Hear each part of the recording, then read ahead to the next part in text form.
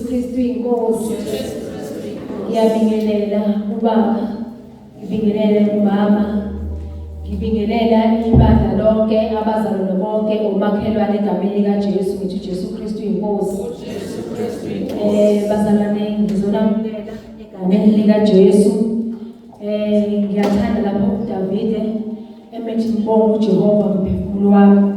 Nakho konke okungaphakathi kimi makubonge igama lakhe elihle elingcwele. Haleluya.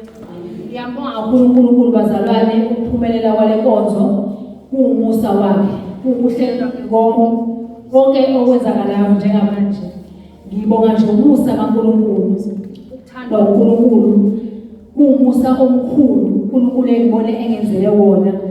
Ngingena entabeni ngibonga ukuthi uNkulunkulu nathi mangabe ngingena emandleni lasentabeni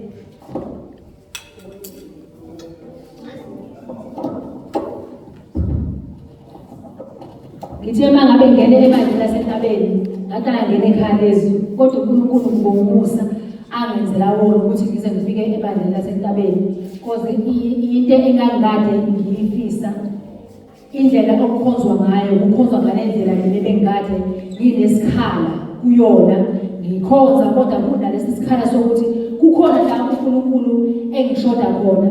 Ayikho into emnandi bazalwane njengokuthola ithuba lokuvuma izono, ngoba uyawuza umthwalo osuke usukile kuwena emahlobeni akho, uzwe uthole lethuba lokuthi nje mawuthi uxhumana noNkulunkulu uzizwe ukuthi uyaxhumana noNkulunkulu. Haleluya. Ngiyabonga kakhulu bazalwane libandla uNkulunkulu asibusise ngalo.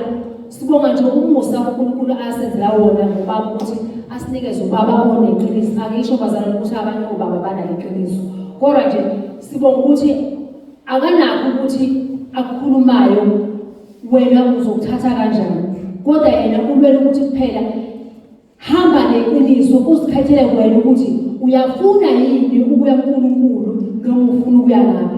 Ey'ndleleni ey'mbili ey'bekiweyo, kodwa uvule iqiniso ukuthi uzibonele wena ukuthi ikuphi okuyikhona khona okumele ngikuthathe okudinga uNkulunkulu. Uma ngithi ngiyakholwa, ngiyabonga nje kakhulu uNkulunkulu esasigcinile. Siyabonga kakhulu, ngiyalibongela bazalwane lonke egameni likaJesu, uJesu Kristu inkosi. Amen.